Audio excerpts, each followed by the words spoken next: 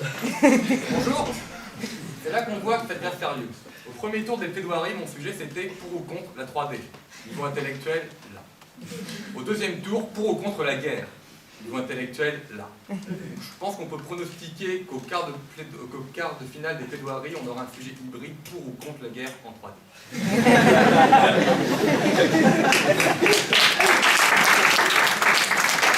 La guerre, c'est un sujet sérieux et polémique. Certains sont contre, certains sont pour.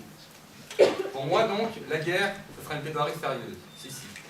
Je ne vais pas parler de la guerre des étoiles, je ne vais pas parler de la guerre des boutons. Vous l'aurez compris, moi ma guerre, elle résonnera du schlack des épées, elle résonnera du bam des fusils. Vous l'aurez compris, public, ma plaidoirie, ça va être de la bombe. Et mon adversaire, je vais en faire.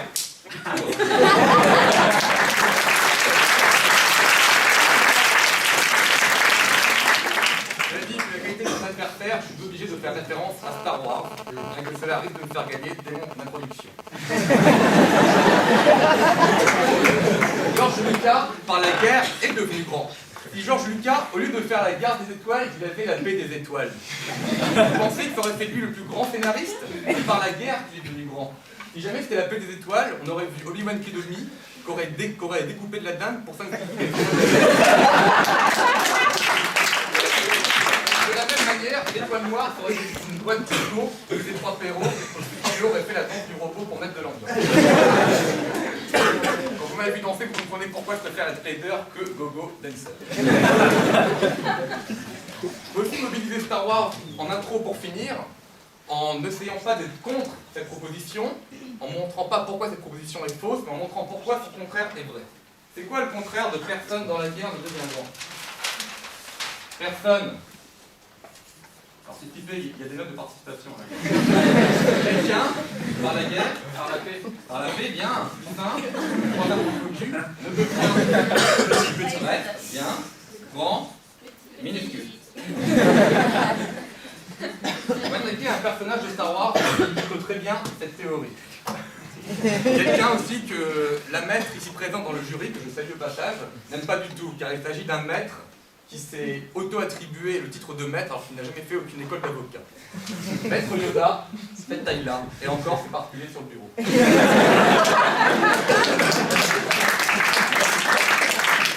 Yoda, il a 900 ans, et durant 900 ans, il a juste passé 4 minutes à se battre contre Dooku dans l'épisode 2, et 5 minutes à se battre contre Sidious dans l'épisode 3, et c'est tout. Le résultat, il est resté tout petit. Le contraire de tel mensonge de Yoda, juste parce qu'il est aigri d'avoir la même couleur que le géant vert sans en avoir la taille. On a maintenant passé au plan, pour moi, parce que là, je vais vous dévoiler maintenant mon plan de bataille. Grand 1, oui, on devient grand par la guerre, on devient grand au sens de spatialement parlant. Grand 2, oui, on devient grand par la guerre, on devient grand au sens de mémorable. Et grand 3, c'est là. On devient grand par la guerre on devient grand au sens de admirable, car oui, on peut devenir grand par la guerre, pourtant sans faire de mal à personne. Comment? Grand 1, pourquoi est-ce qu'on devient la guerre spatialement parlant? C'est vrai qu'à la base, on se dit, moi, quand je fais la guerre, si jamais par exemple je vous décapite, non seulement vous n'allez pas être content, mais en plus vous allez perdre quelques dizaines de centimètres. C'est vrai que la guerre à la base, c'est plutôt répresser les gens sur son point. Le truc en fait, c'est que la guerre, c'est pas que la tasse, c'est aussi la défense. Et pour éviter de se faire décapiter par les armées mongoles, les Chinois ils sont devenus grands. Ils ont fait la muraille de Chine. Et là, ils étaient beaucoup plus grands que les Mongols, tout d'un coup. La grande muraille de Chine qui a permis à ce que les Chinois, de facto, deviennent un grand peuple. Deuxième point, toujours à propos des grands. Ça, c'est Guerre épée. Et encore, c'est qu'un volume de 800 pages. Guerre épée Léon Tolstoï, c'est 2 campagnes napoléoniennes en 25 ans. Ça c'est P. Léon Tolstoï. Dans la guerre, voilà ce que c'est. Il raconte l'attitude amoureuse du comte Bezoukov. Non, c'est un... Je l'ai lu, c'est de quoi je parle. On voit bien donc que la guerre permet de grandir les choses. Un grand livre pour un auteur qui est devenu grand grâce à ce chef-d'œuvre. Le dernier point qui illustrera une première partie, c'est pourquoi ça devient grand spatialement parlant. On va prendre Alexandre le Grand. Alors c'est vrai, Alexandre, il avait du temps, il avait tué son père sans prévenir à l'avance. par rapport aux gens pour s'emparer du royaume. Alexandre le Grand, c'est quelqu'un qui est parti d'un tout petit royaume en Grèce, qui a conquis toute la Grèce, l'Asie mineure et la moitié de l'Europe.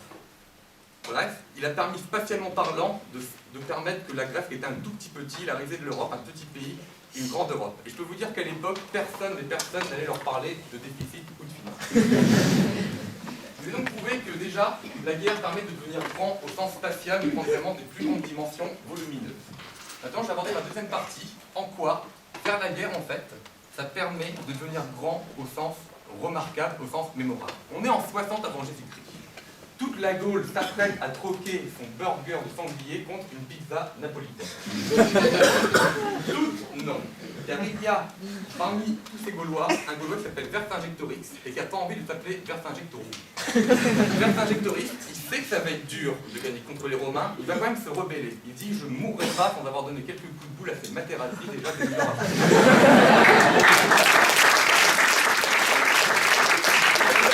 Il devient vraiment grand, Vercingétorix, parce qu'il devient mémorable, parce que grâce à lui, on peut dire que je connais le nom d'un ancêtre gaulois, d'un vrai, pas que la bande d'Astérix et Cléopâtre.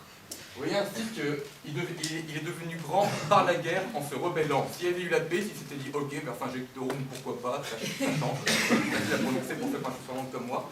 Et donc, on voit bien qu'il est devenu grand. Le deuxième exemple, c'est moi. On est en 1065, je m'appelle Guillaume le Bâtard. Ça arrive à tout le monde. Guillaume le Bâtard, je suis fils illégitime. C'est pas de bol. Mais mon père n'a pas d'héritier légitime. C'est pas mal. 2, mon père est roi d'Angleterre. Ah, ça devient intéressant. 3, mon père vient de mourir. Bon, c'est moi qui arrive du trône. Le problème, je m'appelle Guillaume le Bâtard et je suis en Normandie. Et en Angleterre, pendant que je dis yes, il y a un mec qui prend le trône qui s'appelle Harold, et qui dit non. Il le prend. Est-ce qu'au nom de la paix, je me dis non, c'est plus cette grandeur d'âme que de rester dans le château Normandie? Non. Je vais en croisade contre la perfide Albion. Je rassemble mes barons, je rassemble mes vassaux, je rassemble mes ducs. Et je vais en Angleterre pour avoir mon trône. Et de Guillaume le Bâtard, par la guerre, je deviens Guillaume le Conquérant. Guillaume le Conquérant qui est le seul à avoir réussi à battre l'Angleterre. Et c'est pas une mince affaire, en témoignent les rugbyman de l'équipe française de tout à l'heure. Mon troisième exemple, c'est Napoléon. Alors oui, Napoléon, il est resté petit. Il n'a pas pris 1 centimètre durant ses batailles. Mais vous ne pensez pas que Napoléon, il avait une grandeur d'âme déjà? Franchement, vous êtes allé en Corse. L'odeur des pins, le prosciutto, les chants polyphoniques, les sangliers qui font. C'est pas la grandeur d'âme qu'il a fallu à lui par la guerre pour s'arracher à ça. Pour s'arracher à ça et décider d'aller se les geler en Russie où il bouffait du cheval mort. C'est l'homme petit et qui, par la guerre, est devenu vraiment quelqu'un de grand. C'est celui qui est entré dans la cour des grands, l'homme de la petite île a fait trembler les plus grands empires. Je vous ai donc montré dans cette partie qu'on peut devenir grand par la guerre, grand en étant mémorable. Là, j'entends déjà des esprits chagrins parmi nous. Plein de missoyons de vous pensent « Oui, mais la guerre, c'est mal. » Et j'ai pas envie de faire de cette guerre des Et moi, je dirais « Oui, c'est vrai. Et pour chaque bataille gagnée, tous ces conquérants, au nom de la conquête, ils ont laissé des milliers de soldats blessés, des centaines de veuves éplorées et des milliards d'orphelins délaissés. Mais moi, je vais m'attacher à vous prouver qu'on peut faire la guerre sans faire de mal à personne et devenir grand par là. Le sujet, c'est personne. Il me suffit juste de trouver un acteur, une personne, qui un jour est devenu grand par la guerre sans pour autant faire de mal à personne. Et cette personne, c'est toi, c'est moi, c'est lui, c'est vous, c'est nous, ces personnes, c'est le peuple français. Ne prenez pas le melon, explication. En 1792, les armées autrichiennes et londoniennes attaquent la France, envahissent la France, afin de mettre à bas la jeune République qui est déjà un peu vacillante. Elles sont là, elles attaquent. Et nous, les Français, on s'est dit que non, on ne restera pas l'ordre ancien. On s'est dit qu'au nom de principes qu'on vient juste de créer, liberté, égalité et fraternité, on s'est dit, on se donne tous rendez-vous à Valmy et on va voir qui c'est les plus forts. On n'a pas d'équipement, on n'a pas de culotte, on va leur montrer qui c'est. On est prêts à mourir pour des principes. Et on se trouve là, à Valmy, en les attendant. Et là, devinez quoi? Les armées prusses, les armées autrichiennes, elles ont peur. Elles ont vraiment très peur parce qu'elles, c'est les armées de métier. Et les armées de métier, ça ne se bat pas pour des principes, ça se bat juste pour l'argent. Alors voir une armée du peuple français qui se bat pas pour l'argent, mais parce que la patrie est en danger, parce que non, ils ne viendront pas dans nos bras égorger nos fils et nos compagnes, Je vais me faire 3 vocalises, excusez-moi. Ils arrivent là et ils ont peur. Ils ont peur car une armée de principes. Une armée de principes, ça n'existe pas. C'est comme de l'alcool halal ou un jury verbatim qui ne serait pas conquis par ma plaidoirie. C'est identique. Et résultat, qu'est-ce qui se passe? On fait chanter la canonnade, on fonce à Beauclerc, nous le peuple français, et là, les armées autrichiennes et prusses fuient terrorisées. Valmy, c'est moins qu'une bataille, mais c'est plus qu'une victoire. Et par la guerre, le peuple français est vraiment devenu grand. Il a montré qu'on pouvait mourir pour des principes. C'est paradoxalement là où le tiers-état français a montré qu'on pouvait acquérir des lettres de noblesse par la guerre. En conclusion, j'espère vous avoir prouvé que oui, on peut devenir grand par la guerre, parfois même sans faire de mal à personne. Et si je puis me permettre, donc, le mot d'ordre sera « Faites-moi l'amour, mais faites aussi un petit peu la guerre ».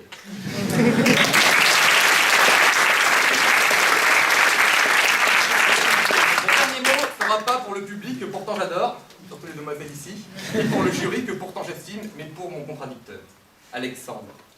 Franchement, on s'est livré une formidable guerre des plaidoiries du manager, tous les deux. Chacun, l'un contre l'autre, on s'est donné coup pour coup, argument pour argument, et ils sont là, tous les deux, titubant sur le champ de bataille de la rhétorique. Alors Alexandre, est-ce que tu oses encore dire qu'après cette formidable joute, cette formidable guerre des plaidoiries du manager, nous ne sommes pas sortis grandis de cette guerre à la gloire de Verbatim?